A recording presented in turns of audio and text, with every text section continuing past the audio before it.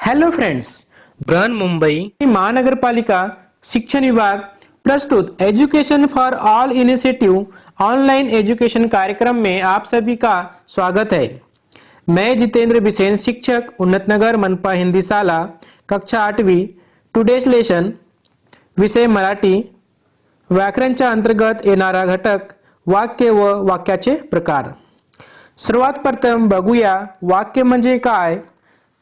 वाक्य म्हणजे काय, तर वाक्य म्हणजे अर्थपूर्ण शब्दाचा समूह। जीवनात बोलण्याकरिता वापरतो। तुम्हाला माहित की वाक्यात केवळ शब्दाची रचना चालत नाही, तर ती अर्थपूर्ण शब्दाची रचना असायलाच पाहिजे, तेव्हाच ते वाक्य होऊ शकते। वाक्याचा अर्थ स्पष्ट करण्याकरिता वाक्यात आलेल्या प्रत्येक शब्दाच्या पदाचे परस्परांशी संबंध असते। मतलब वाक्य किसे कहेंगे हम कि जो अर्थपूर्ण शब्द का समूह होता है उन्हें वाक्य कहते हैं। संपूर्ण अर्थ व्यक्त करणारा शब्द समूहाला वाक्य म्हणतात। वाक्याचे दोन भाग असतात, ज्याविषयी सांगायचे ते उद्देश्य आणि जे सांगायचे ते म्हणजे विधेय। त्याचा मोठा मुलगा दररोज आगगाडीने मुंबईला जातो। हमारे बुक में यहाँ पे एक एग्जाम्पल दिया है, त्याचा मोठा मुलगा दररोज आगगाडीने मुंबईला जातो। या उदाहरण बघूया। या वाक्यात मुलाविषयी सांगायचे आहे, म्हणून हे उद्देश्य। इस वाक्य में लड़के के संबंध में बताया गया है, तो लड़का क्या है, मुलगा क्या है, ये उद्देश्य है। तर जातो हे विधेय आहे आणि मुलगा का करतो, मुंबईला दररोज जातो, तो यहाँ जाने की क्रिया हो रही है। या वाक्यातील त्याचा मोठा हे शब्द उद्देश्याचा विस्तार आहे। उद्देश्य क्या है, यहाँ पे मुलगा है और मुलगा कैसा है, तो मोटा है, यानी वो उद्देश्य के बारे में बता रहा है कि लड़का कैसा है, बड़ा है, इसलिए वो विस्तार है। दररोज आगगाडीने हे शब्द विधेयचा विस्तार आहेत आणि जो मुलगा जातो तो दररोज जातो, कशाने जातो, आगगाडीने जातो, तर हा विधेयचा विस्तार आहे। या प्रकारे वाक्याचे विविध प्रकार आहेत, त्यातील काही वाक्य प्रकाराची माहिती आपण करून घेणार आहोत। वाक्य आपल्या बुक मध्ये वाक्याचे 4 प्रकार दिलेले आहेत। इथं विधानार्थी वाक्य, प्रश्नार्थी वाक्य, उद्गारार्थी वाक्य आणि आज्ञार्थी वाक्य। सर्वात प्रथम बघूया विधानार्थी वाक्य म्हणजे कसे वाक्य।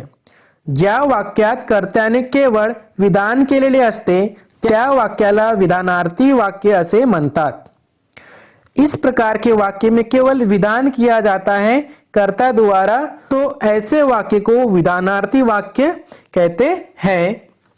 आता विधानार्थी वाक्याची ओळख कशी करणार, तर वाक्यात केवळ विधान केलेले असते आणि वाक्यात शेवटी विरामचिन्ह असते आणि वाक्यात शेवटी पूर्ण विरामचिन्ह असते। या प्रकारे आम्ही विधानार्थी वाक्याची ओळख करू शकतो। बघूया उदाहरण। माझे घर दवाखान्याजवळ आहे।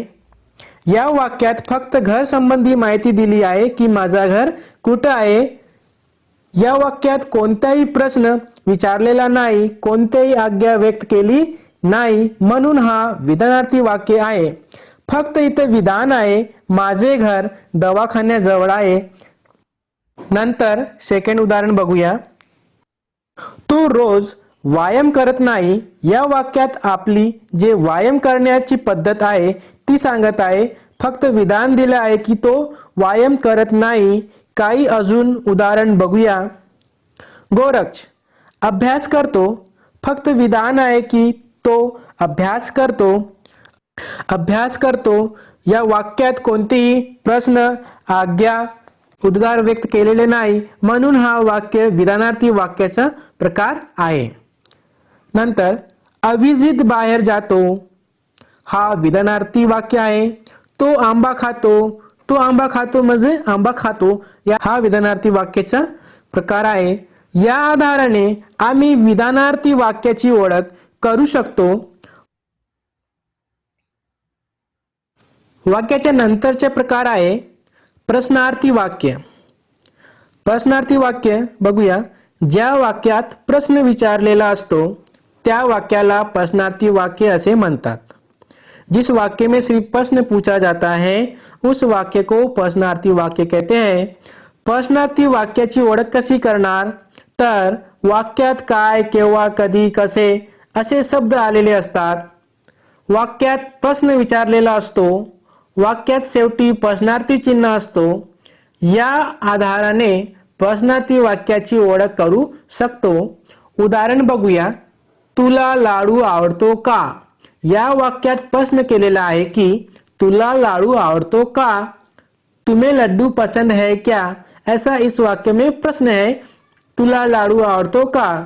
तो वाक्य में प्रश्न है व वाक्य के अंत में प्रश्नार्थी चिन्ह है तो यह वाक्य प्रश्नार्थी वाक्य है. नंतरचे उदाहरण बघूया. तुम्ही सकाळी कधी उठता? या वाक्यात उठण्यासंबंधी प्रश्न विचारलेला आहे की तुम्ही कधी उठता आणि वाक्यात शेवटी प्रश्नार्थी चिन्ह दिलेला आहे तर हा प्रश्नार्थी वाक्याचा प्रकार आहे.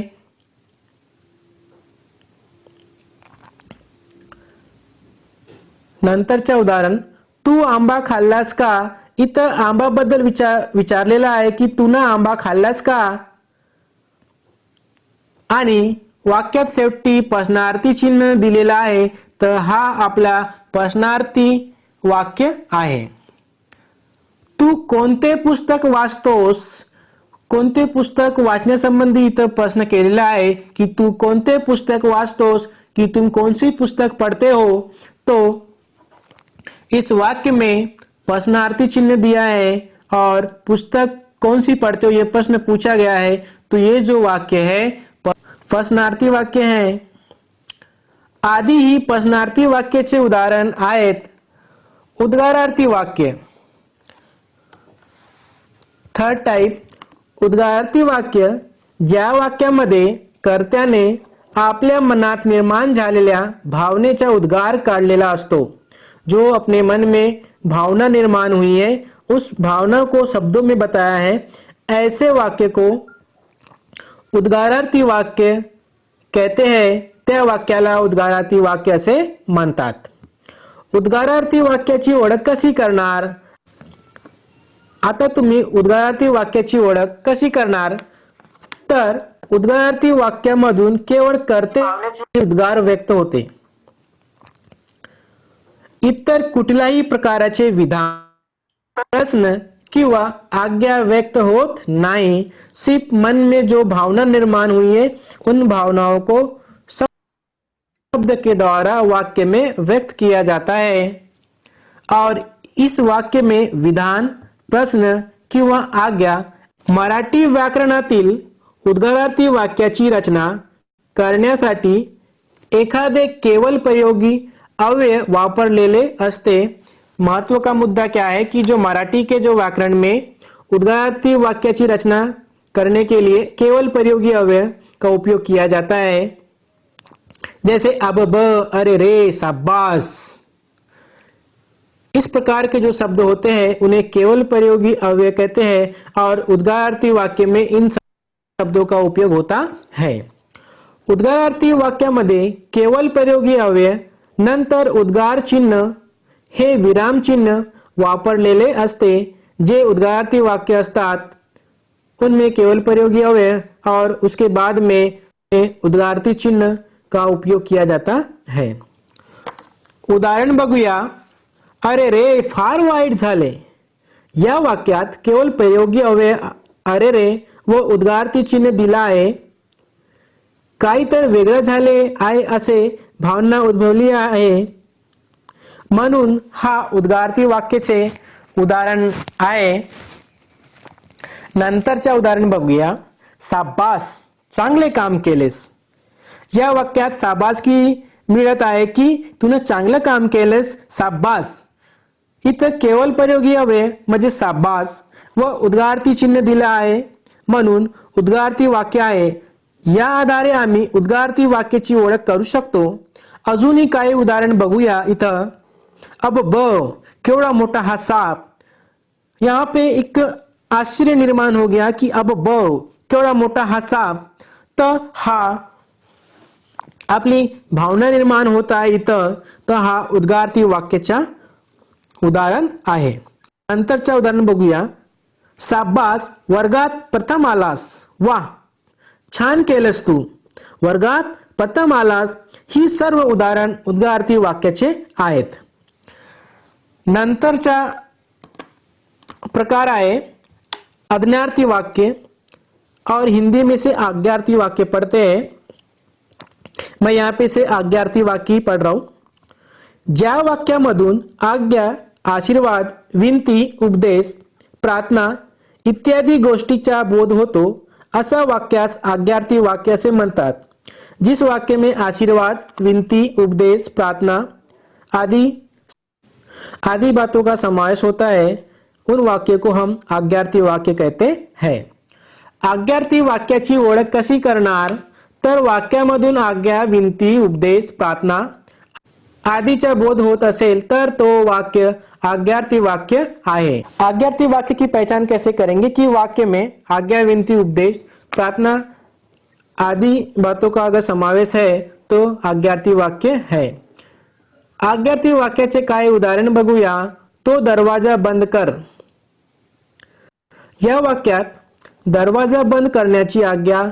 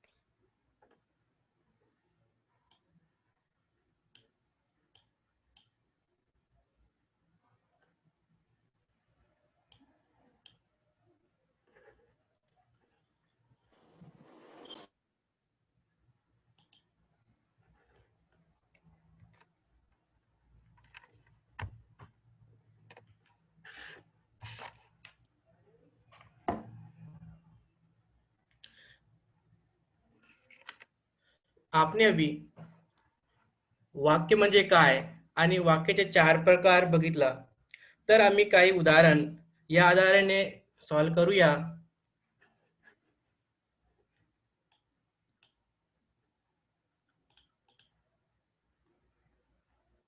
काही वाक्य प्रकाराचे आम्ही तर सराव घेऊया की जे वाक्य दिलेले आहे त्यासमोर वाक्य प्रकारचे 4 टाइप दिलेला आहे इथं, ते ओळखून त्या वाक्य प्रकार समोर आम्हाला टिक करायचं आहे।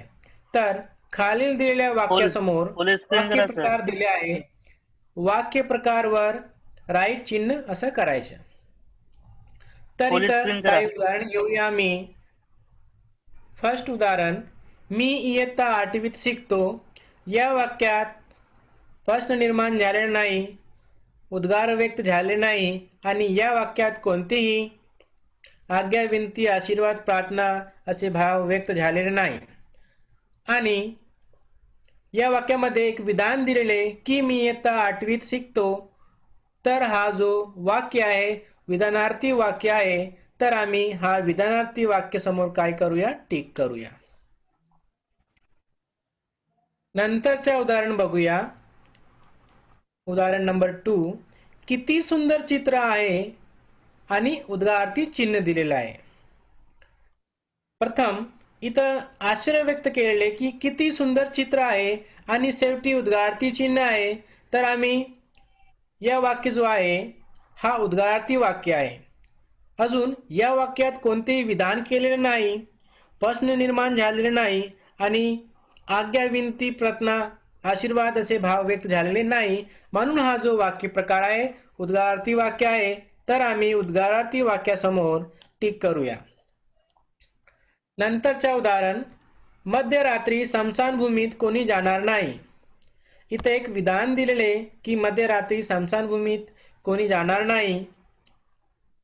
या वाक्यामध्ये प्रश्न निर्माण झालेले नाही, उद्गार व्यक्त झालेले नाही, अजून आज्ञा, विनंती, आशीर्वाद, प्रार्थना असे भाव निर्माण झालेले नाही, तो हा जो वाक्य प्रकार आहे हा विधानार्थी वाक्य आहे. तर आम्ही विधानार्थी वाक्यासमोर टिक करूया. नंतरच्या उदाहरण बघूया आम्ही. तुमचे उपकार मी कसे विसरेन. तर इथं एक प्रश्न केलेले की तुमचे उपकार मी कसे विसरेन आणि शेवटी प्रश्नार्थी चिन्ह दिलेले आहे. या प्रकारे आम्ही या वाक्य जो आहे प्रश्नार्थी वाक्य आहे. अजून या वाक्यामध्ये कोणतेही विधान, उद्गार किंवा आज्ञा, विनंती, आशीर्वाद असे भाव व्यक्त झालेले नाही, म्हणून हा जो वाक्य प्रकार आहे प्रश्नार्थी वाक्य आहे. तर इथं आम्ही प्रश्नार्थी वाक्यासमोर टिक करूया. नंतर मी इयत्ता 10वीत शिकतो. इथं उदाहरण रिपीट झालेलं आहे. मी इयत्ता 8वीत शिकतो, मी इयत्ता 10वीत शिकतो. तर हा जो वाक्य प्रकार आहे विधानार्थी वाक्य आहे. कारण की इथं कोणतेही प्रश्न निर्माण झाले नाही, उद्गार व्यक्त झाले नाही आणि आज्ञा, विनंती, आशीर्वाद, प्रार्थना, भाव इथं व्यक्त झालेले नाही, म्हणून हा जो वाक्य प्रकार आहे विधानार्थी वाक्य आहे. इथं आम्ही विधानार्थी वाक्यासमोर टिक करूया. नंतरच्या उदाहरण बघूया. हे चित्र अत्यंत सुंदर आहे. इथं फक्त माहिती मिळाली आम्हाला की हे चित्र अत्यंत सुंदर आहे. एक विधान दिलेले की हे चित्र अत्यंत सुंदर आहे. या वाक्यामध्ये प्रश्न निर्माण झालेला नाही, उद्गार व्यक्त झालेले नाही आणि आज्ञा, विनंती, आशीर्वाद, प्रार्थना असे भाव व्यक्त झालेले नाही, कोणते उपदेश दिलेले नाही, म्हणून हा जो वाक्य प्रकार आहे विधानार्थी वाक्य आहे. फक्त हे चित्र अत्यंत सुंदर आहे. नंतरचे उदाहरण बघूया. नंबर 7. परमेश्वर माझे भले करेल. तर हे जो वाक्य प्रकार आहे इथं असे विधान दिलेले नाही आणि वाक्यामध्ये प्रश्न निर्माण झालेले नाही. इथं प्रश्नार्थी चिन्ह पण दिलेलं नाही, उद्गार व्यक्त झालेला नाही, उद्गार व्यक्त चिन्ह पण दिलेलं नाही आणि इथं एक परमेश्वर माझे भले करेल असे आशीर्वाद भाव निर्माण होत आहे, म्हणून हा जो वाक्य प्रकार आहे हा आज्ञार्थी वाक्य आहे. इथं आज्ञार्थी वाक्यासमोर आम्ही टिक करूया. तर आय होप तुम्हाला हा उदाहरण समजले असेल. नंतर बाबा पंढरपूरला गेले. तर या वाक्यामध्ये फक्त एक विधान दिलेले की माझे बाबा पंढरपूरला गेले. या वाक्यामध्ये प्रश्नार्थी चिन्ह दिलेले नाही, उद्गार व्यक्त झालेले नाही आणि आज्ञा, विनंती, आशीर्वाद, उपदेश असे भाव व्यक्त झालेले नाही, म्हणून हा जो वाक्य प्रकार आहे विधानार्थी वाक्य आहे की माझे बाबा पंढरपूरला गेले. तर आम्ही हा विधानार्थी वाक्यासमोर टिक करूया. रमेश भाजी आणायला जा. या वाक्यामध्ये प्रश्नार्थी चिन्ह दिलेले नाही, उद्गारार्थी चिन्ह दिलेले नाही आणि या वाक्यामध्ये कोणतेही प्रश्न निर्माण झालेले नाही आणि विधान व्यक्त नाही. तर विधान दिलेलं नाही की रमेश भाजी आणायला जा, एक प्रकारच्या आज्ञा की रमेश तू भाजी आणायला जा. तर इथं एक आज्ञा असे भाव व्यक्त होत आहे, म्हणून हा जो वाक्य प्रकार आहे आज्ञार्थी वाक्य आहे. तर आज्ञार्थी वाक्यासमोर आम्ही टिक करूया. नंतर देव तुझा भला करेल. तर या वाक्यामध्ये एक आशीर्वाद भाव व्यक्त होत आहे की देव तुझा भला करेल. तर हा विधानार्थी वाक्य नाही, हा प्रश्नार्थी वाक्य नाही, हा उद्गारार्थी वाक्य नाही. हा जो वाक्य प्रकार आहे हा आहे आज्ञार्थी वाक्य. तर आम्ही आज्ञार्थी वाक्यासमोर टिक करूया. नंतरचे काही अजून उदाहरण बघूया. तुम्ही पण काळजीनं उदाहरण सॉल्व करा. Example number 11. तू फार चतुर आहेस. या वाक्यामध्ये उद्गारार्थी चिन्ह दिलेलं आहे, तर आम्ही बघितलो की उद्गारार्थी चिन्ह दिलेले आहे आणि इथं एक भाव निर्माण होत आहे की तू फार चतुर आहेस, थोडा आश्चर्य व्यक्त होत आहे.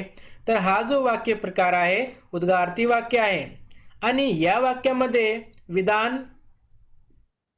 प्रश्न निर्माण होत नाही, आज्ञा विनंती भाव असे व्यक्त होत नाही, म्हणून हा जो वाक्य प्रकार आहे हा उद्गारार्थी वाक्य आहे. आणि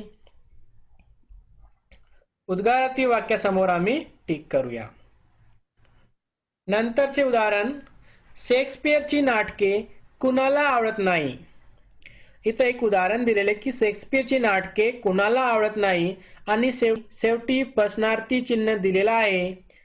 तर या वाक्यामध्ये विधान व्यक्त नाही होत, इथं उद्गारार्थी चिन्ह दिलेले नाही आणि उद्गार व्यक्त होत नाही असून वाक्यामध्ये आज्ञा विनंती भाव उपदेश प्रार्थना असं कोणतेही भाव व्यक्त होत नाही, म्हणून हा जो वाक्य प्रकार आहे हा प्रश्नार्थी वाक्य आहे. तर आम्ही प्रश्नार्थी वाक्य समोर टिक करूया. नंतरच्या उदाहरण, केवढी उंच इमारत ही. तर एक आश्चर्य व्यक्त होत आहे की अब केवढी उंच इमारत ही, असं एक आश्चर्य व्यक्त होत आहे आणि नंतर उद्गारार्थी चिन्ह दिलेलं आहे. तर हा जो वाक्य प्रकार आहे हा उद्गारार्थी वाक्य आहे. तर आम्ही इथं उद्गारार्थी वाक्य समोर टिक करूया, कारण की इथं विधान नाही, कोणतेही प्रश्न निर्माण झालेले नाही आणि आज्ञा विनंती प्रार्थना आशीर्वाद असे भाव व्यक्त झालेले नाही, म्हणून हा जो वाक्य प्रकार आहे उद्गारार्थी वाक्य आहे. नंतर मध्यरात्री स्मशानभूमीत कोण जाईल आणि शेवटी प्रश्नार्थी चिन्ह दिलेलं आहे की भूमीत कोण जाईल. तर या वाक्यामध्ये विधान दिलेलं नाही, एक प्रश्न विचारले की मध्यरात्री स्मशानभूमीत कोण जाईल. तर या वाक्यामध्ये जो वाक्य प्रकार दिलेला आहे तो प्रश्नार्थी वाक्य आहे, कारण इथं उद्गारार्थी चिन्ह दिलेलं नाही आणि आज्ञा विनंती उपदेश असे भाव व्यक्त झालेले नाही. तर हा प्रश्नार्थी वाक्य आहे. तर प्रश्नार्थी वाक्यासमोर आम्ही टिक करूया. नंतरच्या आणि शेवटच्या उदाहरण, देवा मला माफ करा. या वाक्यामध्ये एक प्रार्थना असे भाव व्यक्त होत आहे की देवा मला माफ करा. तर इथं विधान नाही, प्रश्न निर्माण झालेले नाही आणि उद्गारार्थी चिन्ह दिलेले नाही आणि वाक्यामध्ये उद्गार व्यक्त झालेले नाही, म्हणून हा जो वाक्य प्रकार आहे आज्ञार्थी वाक्य आहे की देवा मला माफ करा. इथं आशीर्वाद, इथं प्रार्थना असे भाव व्यक्त होत आहे. तर आम्ही आज्ञार्थी वाक्यासमोर टिक करूया.